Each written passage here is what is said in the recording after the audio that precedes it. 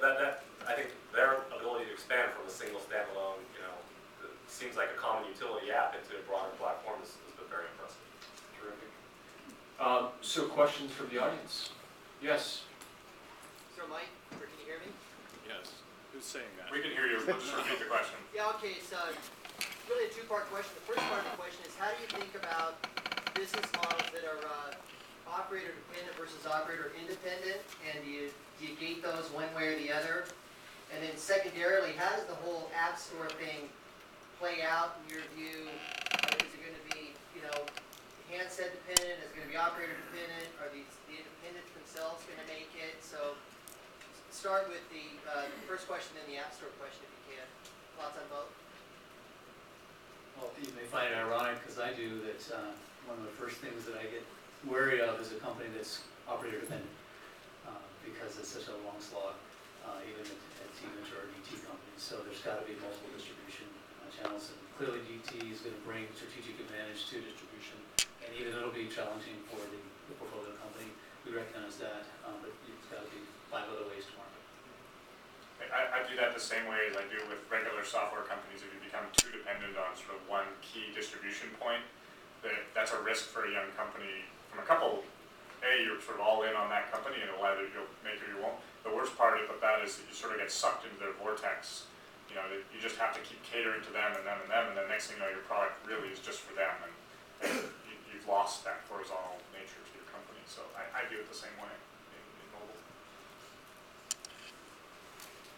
And then the question on distribution and app stores. So there's one giant app store being Apple's, and then there's 23 other app stores, none of which really has distinctive traction versus the others. I mean, maybe GetJar is an independent one, but even Android, WinFunnel, and then many of the non-Apple phones have multiple different app stores embedded on the thing, or you even download an app and it piggybacks yet another app store to it. So I think that's actually one of the big impediments to publisher success on non-iPhone platforms is the diffuse distribution. It's kind of like Goldilocks with that. It's too tight on Apple and too loose every place else, and it's hard to get traction.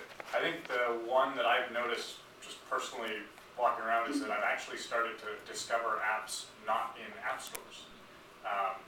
So I'm wondering if this is the path to open. You scan a QR code and it opens up and it's an app, and next thing you know, you install it, and so I'm finding that there's new ways to you go to a website. So go to Yelp. You go to Yelp on your phone, and it just says, "Hey, do you want to put the app on here?" I never go to an app store. That's a good placement. Yeah. So those are the types of things that I think are starting to happen that may change the dynamics of your question. Great. Yes. Yeah, real quick. I've had recent experience pitching, and it's funny because VCs like to talk about the globality of mobile, and yet if it's not in Menlo Park, they get very nervous. And I'm wondering, are any VCs willing to travel more than 1,000 miles, like Latin America? Anything other than India and China? That's not a fair question. We're based in San Francisco, and we're happy to invest in San Francisco. I know you have a 50-mile travel radius on your expense account. I'm just curious, though. Seriously, it seems funny to me that mobile is such a global industry, and yet the VCs get very nervous if the first market launch isn't in Menlo. Any comments would be appreciated. So just so I understand your question, clarity, is it a question of the market they launch in or the location of the company? Market, okay. Absolutely. For T-Venture, it clearly needs to be a T-Mobile, in my case, the mobile fund market. So there's 14 headcos across, and we travel a lot, so it's not an issue.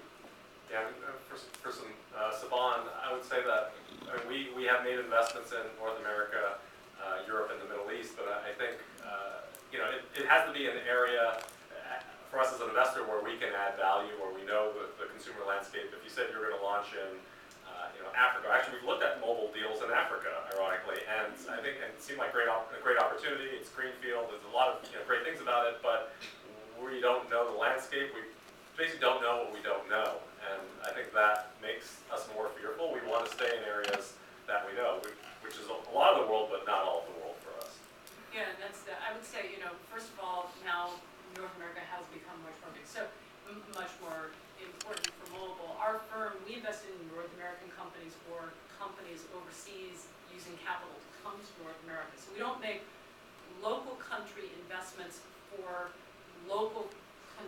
markets. And I would say that's pretty typical of venture, because we also usually like to think that when we take a board seat, we're gonna be active with a portfolio company and try and be helpful. And if if you have a company that's headquartered in Menlo Park yet going to enter first in the Brazilian market, then you really have to ask yourself, what's this company doing in Menlo Park? Why isn't it just in Brazil instead of here?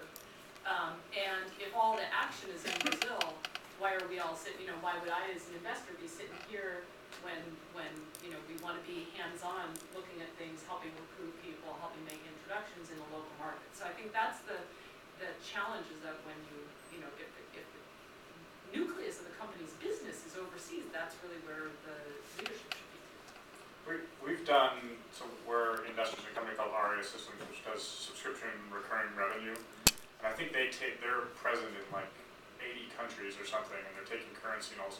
By nature, these companies are much more global, much earlier. The model of, no, we're just US centered, we're just US focused, it somewhat breaks down because this stuff just goes everywhere naturally. So our companies, I think, for a large part, they still have the dynamics of sort of being centered here and attacking. The US is a big market first, but very quickly you're sort of running everywhere.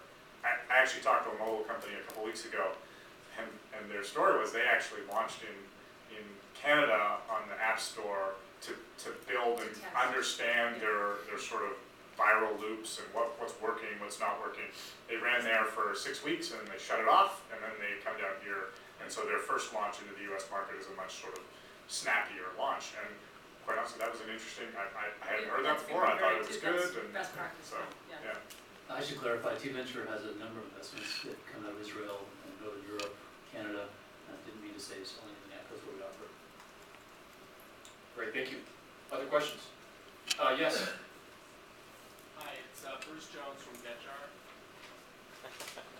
Would you like to answer the previous question? No, I'll pass on that. But I do developer evangelism and reach out to developers, and they're always asking sort of what would be the hot categories to develop in. But I want to turn that around, and what would be the categories that you probably not want to invest in? What would we steer developers away from? Areas to avoid. I'll start off. I would say beware of applications that Apple could then add directly, themselves, and then say, oh, you overlap with this application. And not to say therefore, Apple could technically do anything, but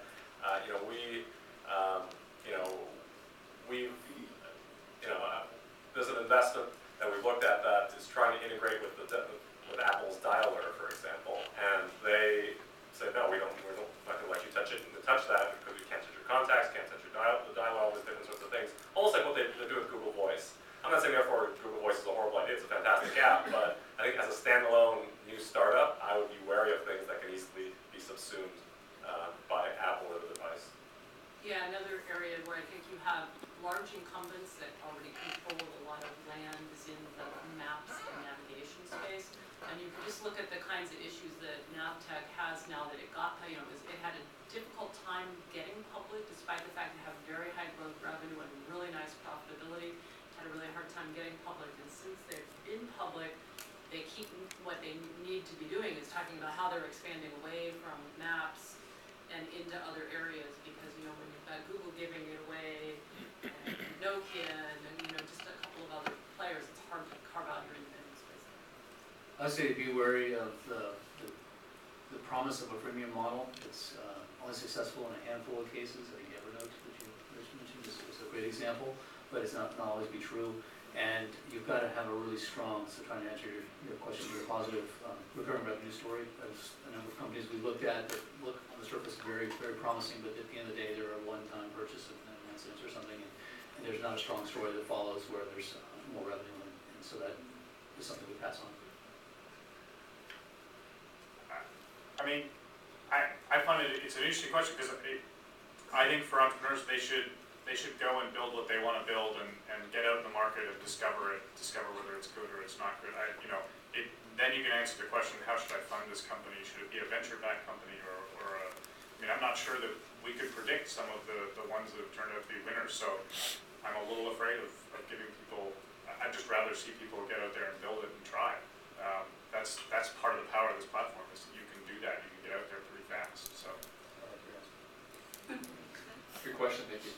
Other questions? Is that it?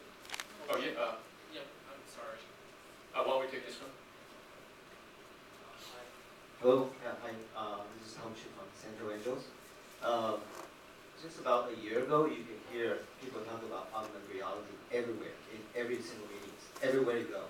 But it just suddenly stopped. And where do you see it going and what's going on there? It got cloudy. Everyone talks about the cloud now, and augmented reality has sort of lost its cachet.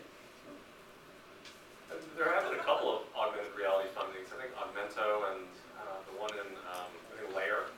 So I think there is action in the space. I think people thought it was cool. It's a fantastic, buzzy demo, and it's really sexy. The question then is, okay, what's the revenue model? How does this scale up? How do you get distribution? And I think that's where everybody kind of paused. Said, okay, great, we have this technology. Let's figure out what we're going to do with it. I think there are opportunities for it to come back. I think it may.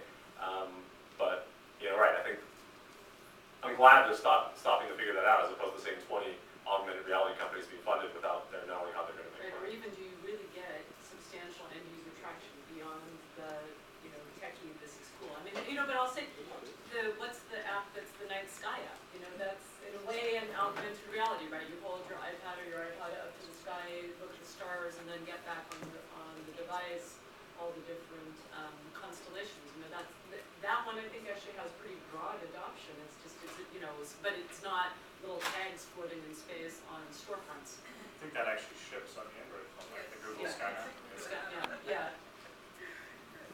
I think we could just do one more question. So, yes.